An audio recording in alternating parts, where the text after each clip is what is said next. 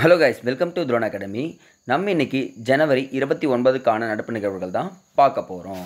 First news பாருங்கள். பாஜக ஆதரவுடன் நிதிஷ் மீண்டும் முதல்வரானார். ஒன்றும் இல்லைங்க, இவர் வந்து பார்த்திங்கன்னா காங்கிரஸ் கூடயும் கூட்டணி அமைப்பார், பாஜக கூடயும் கூட்டணி அமைப்பார். அமைச்சு கிட்டத்தட்ட 9வது முறையாக முதல்வரானார். இப்போ நீண்ட நாட்கள் முதல்வராக இருந்தவர் யாருன்னு பார்த்தீங்கன்னா பீகாரில் இவர்னு சொல்லிட்டு சொல்லலாம். ஓகேங்களா. அடுத்தது வேண்டாம். செகண்ட் நியூஸ் வந்து பார்த்திங்கன்னா காஞ்சிபுரத்தில் வந்து பார்த்திங்கன்னா மிகப்பெரிய ஒன் செகண்ட் ரொம்ப ஸ்பீடாக போயிட்டோம். இங்கே கொடுத்துருங்க பாருங்கள். காஞ்சிபுரத்தில் மிகப்பெரிய புற்றுநோய் ஆராய்ச்சி மையம் அமைக்க போகிறதா சொல்லியிருக்காரு மா சுப்பிரமணியம் அவர்கள். பட் ஆனால் வரலாற்று சிறப்புமிக்க காஞ்சிபுரத்தில் அறிஞர் அண்ணா பெயரால் முன்னாள் முதல்வர் கருணாநிதியால் கடந்த 1969ஆம் ஆண்டு அரசு புற்றுநோய் ஆராய்ச்சி மற்றும் மருத்துவமனை தொடங்கப்பட்டதுன்னு சொல்லியிருக்காங்க. அப்போது இப்போ ரீசெண்டாக வைக்க போகிறாங்க. இந்த ஆண்டு மட்டும் நோட் பண்ணி வைங்க போதும். அடுத்தது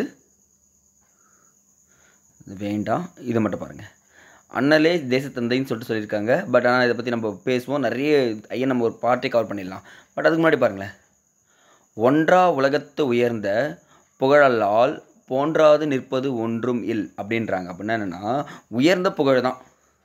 உயர்ந்த புகழல்லாமல் உலகத்தில் ஒப்பற்ற ஒரு பொருளாக அழியாமல் நிலைத்து நிற்க வல்லது வேறொன்றும் இல்லை. அப்போ புகழ் தான் வந்து பார்த்திங்கன்னா நீங்கள் இறந்து போனாலும் கூட புகழ்ன்ற ஒரு விஷயம் தான் நான் கடைசி வரைக்கும் நிற்கும். இப்போ ஃபார் எக்ஸாம்பிள் நம்ம வரலாற்று சிறப்பு நிகழ்ச்சிகள்லாம் இருக்கட்டும், வரலாற்றை பற்றி பேசும்போதும் அவங்க செஞ்ச சாதனை வந்து பார்த்திங்கன்னா இப்போ வரைக்குமே பேசப்படுதோ அதுதான் இந்த இடத்துல புகழ்னு சொல்லுவாங்க. அப்போ செயல்களை வச்சு தான் அவங்களுடைய புகழையும் பேசுவாங்க.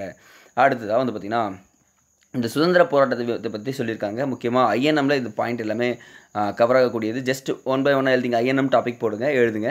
நேதாஜியின் அசாத் இந்த் பௌச் என்ற இந்திய தேசிய இராணுவம் ஆங்கிலேயர்களால் சவாலாக விளங்கியதுன்னு சொல்கிறாங்க. அப்போ நேதாஜி உருவாக்கிய அசாத் இந்த் பௌச் இந்திய இராணுவத்தை பற்றி பேசியிருக்காங்க.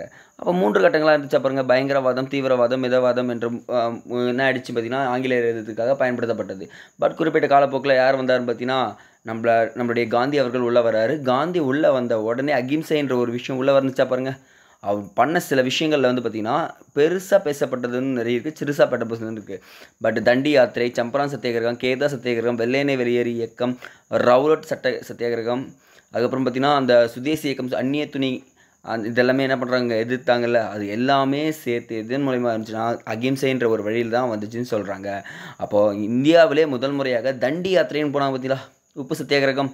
அப்போ தான் என்ன ஆயிடுச்சுன்னு பார்த்தீங்கன்னா அதிக மக்கள் கூடிய ஒரு சத்தியாகிரகத்தை சொல்கிறாங்க. அப்போ அதிக மக்கள் கூடிய சத்தியாகிரகம்னு என்ன சொன்னீங்க, உப்பு சத்தியாகிரகம் சொல்லிட்டு சொல்கிறாங்க. அப்போ காந்திஜியை தேச தந்தை என்று முதலில் அழைத்த பெருமை யாருக்கு சேரும்னா நேதாஜிக்கே சேரும் சொல்கிறாங்க. அப்போ காந்திஜியை தேசத்தந்தை என்று அழைத்தவர் யார், நேதாஜி. உங்களுக்கான கொஷின் என்னன்னு பார்த்தீங்கன்னா, காந்திஜியை மகாத்மா என்று அழைத்தவர் யார்? இதெல்லாம் கொஷினாக கண்டிப்பாக இருக்குங்க. ஸோ அதனால் என்ன பண்ணுறீங்க, காந்திஜியை மகாத்மா என்று அழைத்தவர் யாருன்னு சொல்லிட்டு கமெண்ட் செக்ஷனில் கமெண்ட் பண்ணுறீங்க. அடுத்தது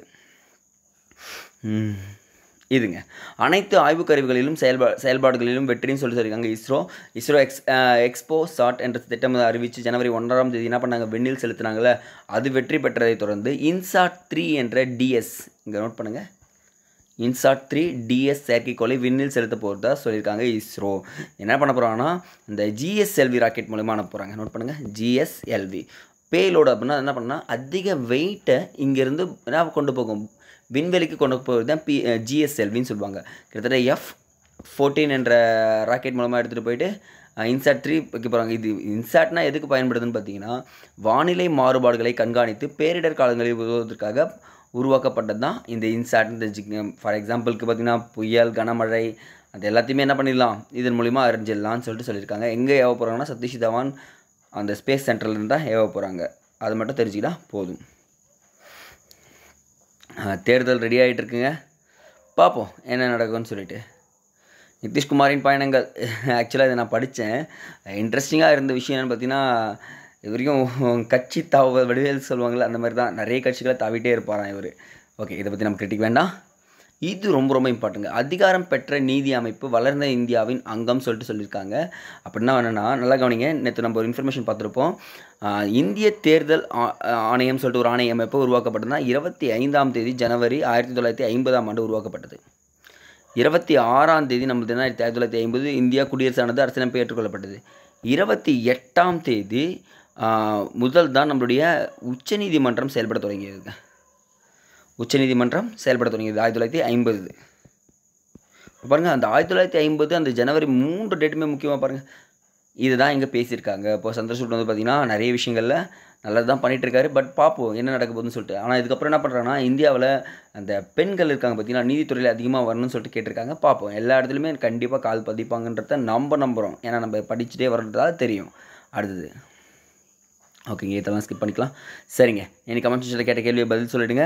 மற்றபடி இன்றைக்கி எதுவும் இம்பார்ட்டன்ஸ் கிடையாது, ஜஸ்ட்டு தெரிஞ்சுக்கிற மாதிரி தான் இருக்குது. டெய்லி நியூஸ் பேப்பர் படிக்க ஆரம்பிச்சிருங்க. ஏன்னா எக்ஸாம் வர ஆரம்பிச்சிச்சு. At the same time static போர்ஷனை ப்ராக்டிஸ், ரிவைஸ், ரீகால் இதை பண்ணிகிட்டே இருங்க. சரிங்களா? அடுத்த வீடியோ பதில் சந்திக்கலாம். நன்றி.